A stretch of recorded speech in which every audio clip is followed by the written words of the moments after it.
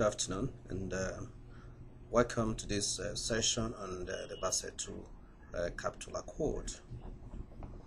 So much has been written and so much has been said about the Basel II Capital Accord, but I also need to let you know that the world has now moved to Basel III Accord, and we're going to talk about that much more later. But at this point in time, it's quite a challenge try to explain the Basel II Accord to the non-professional. Even for the professionals, they have a couple of challenges trying to understand, what the Basel II Capital Accord is all about.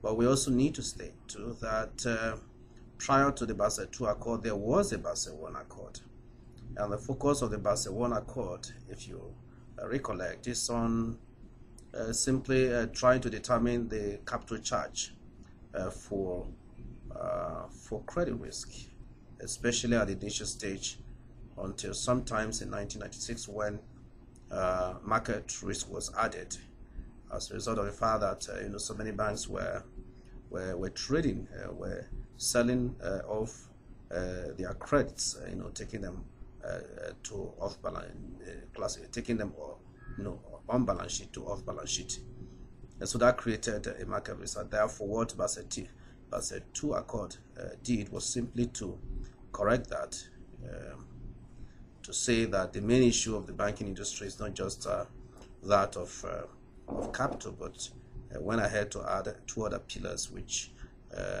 is referred to as the supervisory review process, as well as market discipline.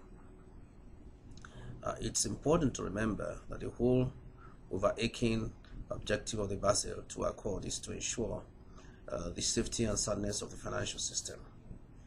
That objective has been very consistent in all of the various discussions, various proposals that have been put forward by the Basel Committee on Banking Supervision. Now, what we have seen is that a lot of banks, especially the American banks and a couple of other countries, have not implemented the Basel II Capital Accord because of the perceived complexities of the proposal. Many find it difficult to understand the basic issues involved, and of course the geometry and arithmetic that is involved in the Pillar 1 Accord. But I think a discerning mind, if it pays very close attention, will find out that the accord is very straightforward. It's pretty straightforward. What is required is a discipline to try to read the document as well as other ancillary documents, so as to be able to appreciate the overall direction of the accord. Now, the reason why Basel III came on stream was as a result of the global financial crisis. It was found out that many banks became highly illiquid, and therefore the various governments and regulators had to inject huge sums of money in terms of liquidity injections, and also shoring up the capital base of some of these institutions so that they do not fail and cause a lot of disequilibrium in the system.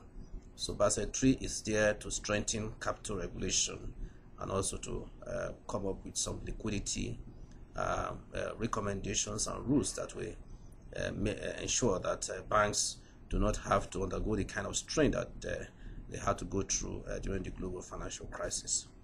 Well, this is just to make a very short comment on this, and in subsequent presentation, I'll be explaining details, moving from Basel I to Basel II and then to Basel III, so we try to understand the direction of the Basel Committee on Banking Supervision. But let me just quickly add that in Nigeria, the regulators are likely to come up with guidelines on the implementation of the Basel II Capital Accord. That is in 2012. So what that simply means is that many institutions will need to shore up, they need to upscale, and they also need to start putting together the basic framework and infrastructure to be able to implement the Basel II Capital Accord in 2012. It's also important to stress that many banks who see the value in Basel II didn't have to wait for any regulatory drive. A couple of banks have been implementing Basel II for over 5 years, and they've been seeing the kind of value that is delivered through the implementation of this accord. So I'll be speaking to you very shortly and provide details on the Basel I Accord, Basel II Accord, and then now Basel III Accord.